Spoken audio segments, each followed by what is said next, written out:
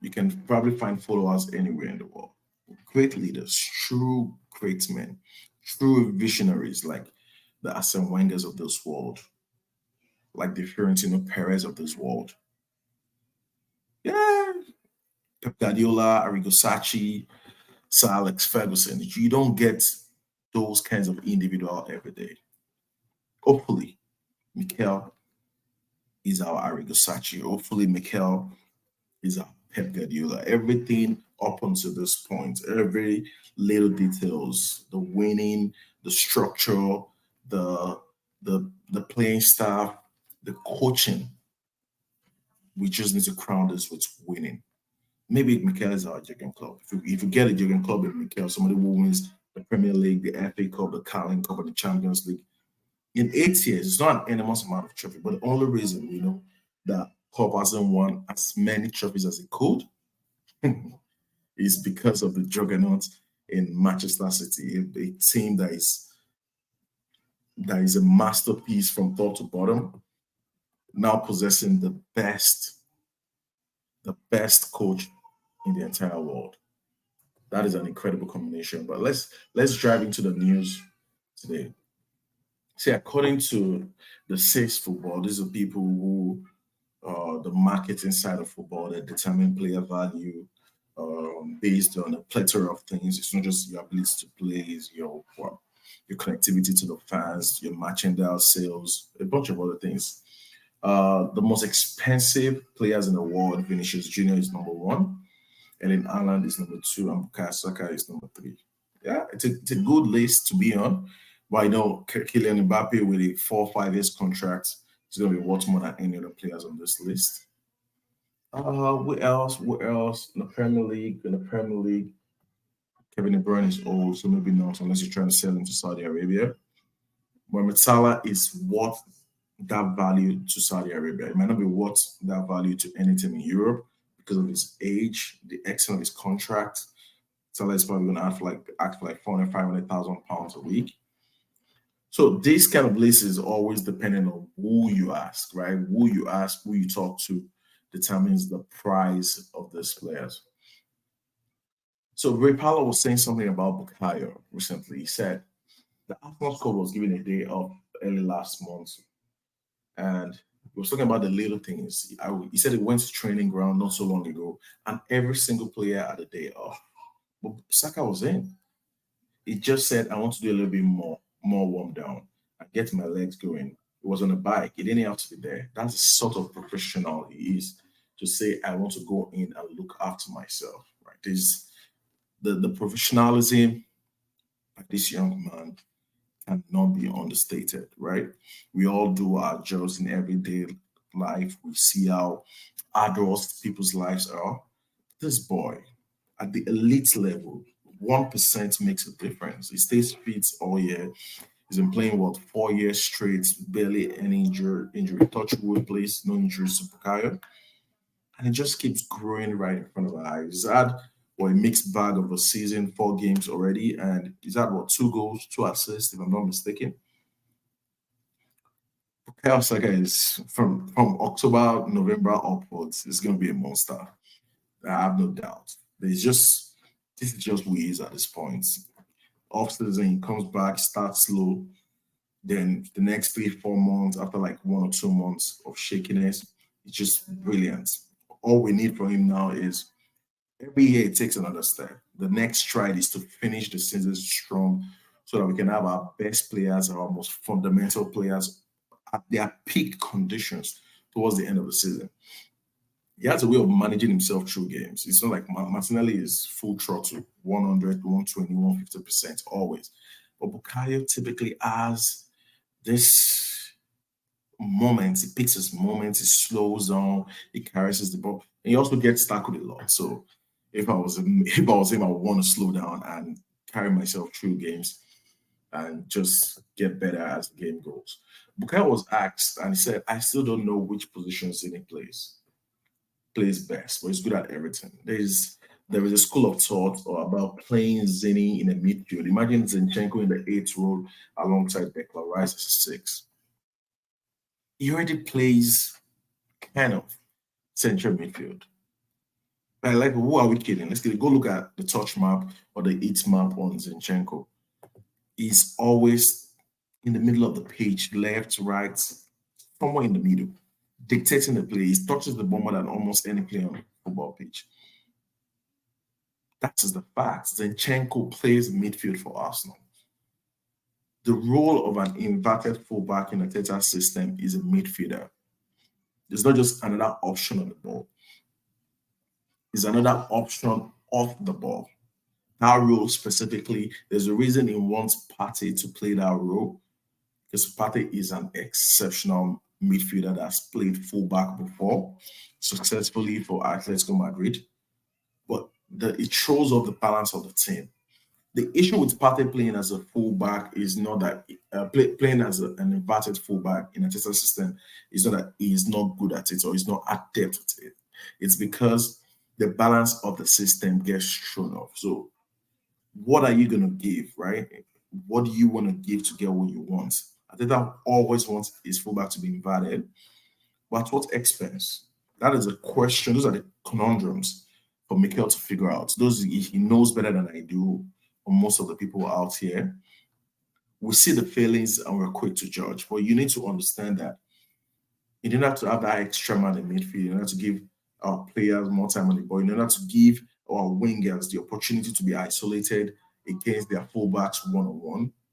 We have to invert. We have to have that midfield dominance. We need to swarm people to the ball and quickly switch, which has become synonymous with how we play.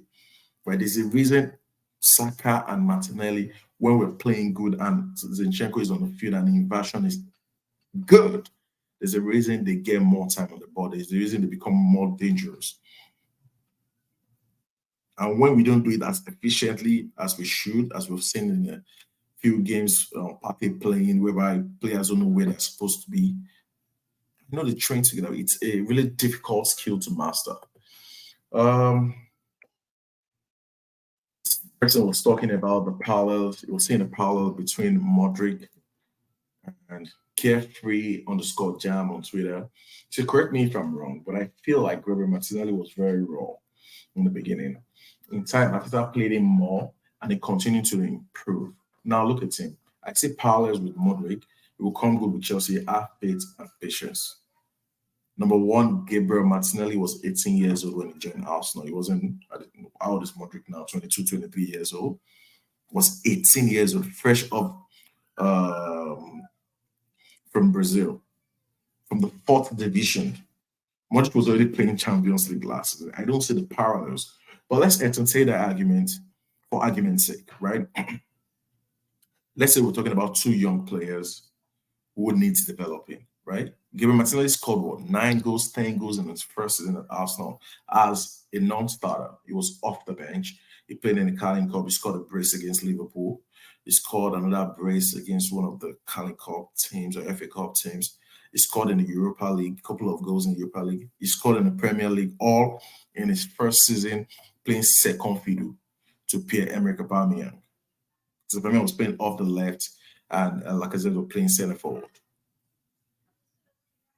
And that's what with Emery in charge. It wasn't under Mikel or anything. It's just I haven't seen enough. I've seen Modric. It just maybe it's a confidence thing. I don't get it. Even when I watched his clips before he decided not to join Arsenal, I had my doubt. I'm like, yeah, see, he's got pace. He's not really a good finisher. He hasn't scored enough goals. He hasn't had a lot of appearances. I was excited by that pace, that raw pace, and the fact that, okay, he's not just coming to start, right? He's coming to compete for a place either against Bukayo. It's going to be an alternation between Bukayo. Is that right? I think that was right. Between Bukayo Saka and Martinelli and give them off days, so that they can sit on the bench and don't run the risk of getting injured. But now it's becoming more apparent that his game is really, really undercooked. And the coaching team will have to do a lot of work to get him to where they need him to go. Yeah, his one-on-one ability just runs. You have to raise your head, look up. You have to understand the rhythm of the game. understand the role you have in the team, the positioning on the pitch. There's a lot of work here. There's a lot of work here for Mauricio Pochettino, and I wish Modric all the best. They join a great Arsenal, so it is what it is. Our last 6 games against Manchester United at the Emirates, we all know we need to improve our record at Old Trafford. We need to beat them at Old Trafford this season or not get beat. It's very, very, very important. So our last 6 games, 18-19, we played 2-0, we beat them. 19-20, we 2-0, we beat them. 2021, I remember to the 2-0, 19-20, that was Granit Xhaka bullet. The side-footed David De Gea. 21 to 22, 3-1, 22, 23, 3-2, 23, 24, 3-1. So they've only scored 3 goals against our 9 plus 4, 14, 14 against 3. We've been exceptional at the Emirates Stadium against Manchester United, even against Chelsea, and the only people we need to beat is Manchester City. We finally broke the jinx against Liverpool, but we got a draw at Anfield last season. Hopefully, this season we go a step further and get a job. Bukayo Saka on Declan Rice, it looks even better to me than at West Ham. Is unbelievable, and it's only going to get better. Like I said, it's an exciting season ahead, and definitely the next few years for club and country. Let's talk about this season first. Don't give me the next few years. We want to win, guys. We want to win, and this man right here, or these two gentlemen right here, they can help us win. Look at that, all smiles, joy. They want to do it. Right age for Declan Rice for central midfielder, about to approach the best years of his life in front of him. It really has a defensive side of the game on lockdown. You don't know how incredible to have somebody who understands space, to have somebody who has the ability to tackle, to have somebody who has the ability to run. The athleticism of this boy is exceptional. Now he's going to understand how we play. And the more he gets on the information, the better he's going to look on the board, the more he's going to get in the right position in the half turn to create space. Oh, guys, good years ahead, boys. Good season ahead. FTB, we're talking about playing in champion midfield. I think we discussed this. And that's the news. One of the news that the scary news of the day was Gabriel getting subbed off. It's 4 minutes after the 5-1 win over Bolivia.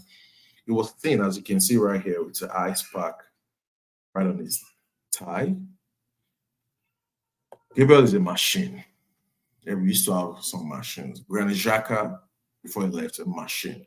5, 6, 7 years of playing with Arsenal. Only had one major injury. He was supposed to be out for 6 months. He was out for 3 months. Gabriel is somebody like that. I look at this guy, like, it's going to be fine. Touch wood. We need him. We saw the balance that he gives the defense. I think Saliba is more comfortable playing on the right hand side. White is more comfortable playing on the right hand side. So it still harkens back to the conversation that we were having earlier about why Partey isn't working. It's not because Partey cannot invert. It's not because Partey doesn't have the skill to invert. It's because we're shifting our entire team. You're asking people to play positions they're not absolutely comfortable in, right? You're asking White, who's been playing right back for a while now, has been exceptional at it, has been world class at right back. You shift him to centre back, right? He's an adept centre back. He's a very good centre back. Then you shift our best centre back, one of the best players at the club in Saliba. You shift him to left centre back, right? So you know what happens then is the switch is going to be slower, right?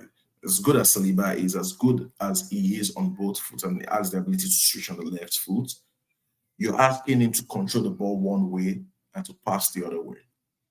That's a 1 second, even for world-class players, 1 second, 2 second time that they have to take, right? And bringing Kirill into the team, the balance becomes off, right? Just because we want to invert on this side. The ideal situation will be that we have Takeru Tomiyasu on the left side acting to invert. It doesn't invert at the level of Zinchenko, but it offers what? Defensive security. What that gives is it gives people like White to come and join Bukayo Saka more often, so we are more or less playing three at the back. But Mikel is the master of this. I'm sure he's going to figure it out as the season improves, and I'm sure Gabriel is going to be fine. Like if I'm seeing him starting the Peru on Wednesday, don't start him. I know he's been wanting to play for a while, but don't play him against Peru. Just send it back to us. We need our Gabriel back. You know, I think we have everything covered. Oh, not to forget, Nicolas Pepe. Finally, it's sad. It's sad in a way. It's sad because in a way, I think Pepe was scapegoated. He was never worth the amount of money that was paid for him. I was shocked when we shelled out £72 million to sign Pepe. I get the kind of the amortization of the fees over the length of the contract and the fact that we can pay in installments. Yeah, Chelsea fans, do you know you're not the first people to do amortization. The fact that we can pay over the 5 years and pay what 14, 15 million pounds a year instead of paying the lump sum down for with Azar. We got a player who was supposed to be worth what 40 million pounds maximum. Was a good player. He had a decent season in France. He scored 17, 18 goals. He was really good. But we saw that he's a player that you need to work on. This is a player in the mode of Mikhailo Modric and the likes Chelsea have been signing. He's a project on his own. So if you're going to sign those players, you need to find them early, sign them for 20, 25 million pounds. And it should be what 18, 19, 20, not when they're 24 and they're grown men, and it's difficult for them to learn. The younger you are, the more easy it is for you to learn, especially if you don't have the skill sets to do those roles. Pepe couldn't do what Mikel wants. He's not a player who is particularly adept at holding onto the ball, but he helped us. He helped us win a trophy, and for that, I'm grateful. That's the way I look at it. It was a colossal flop for Arsenal, but these things happen in elite sports. Just the same way things happen at your job. You sign a new manager and it's horrible. Or you promote somebody into a managerial position and it's excellent. Sometimes you misjudge talent and you misjudge skill sets that fit into roles. It happens, we move on. His contract was cancelled, and that is it. I wish him all the best in Transport. On our El Capitano, Martin Odegaard. The discussion is keep continuing. It's not planning to continue talking to Martin Odegaard over a new deal in the next weeks or months. Odegaard could be the next top player to sign a new deal after Saliba, Gabriel, Saka, Ramsey, Martinelli, and Nelson. That is beautiful news. Look at this guy. Magnificent. For those comparing my captain, El Capitano, to Madison and the likes, yeah, what a great player. And I want to swap Martin Odegaard, maybe Kevin De Bruyne. Yeah, that is a generational talent. And Martin could be fully developing into the roles. Confidence level is off the charts. We're seeing some kind of goals that he's constantly scoring now. The cut back, wipe left or right into the bottom left or bottom right corner is becoming one of his trademark moves. It's just an exceptional footballer. Like football brain, his football acumen, his work rate, everything you want in a leader, in a captain, in a mercurial player. You could play 8, you could play 10. Magnificent football players.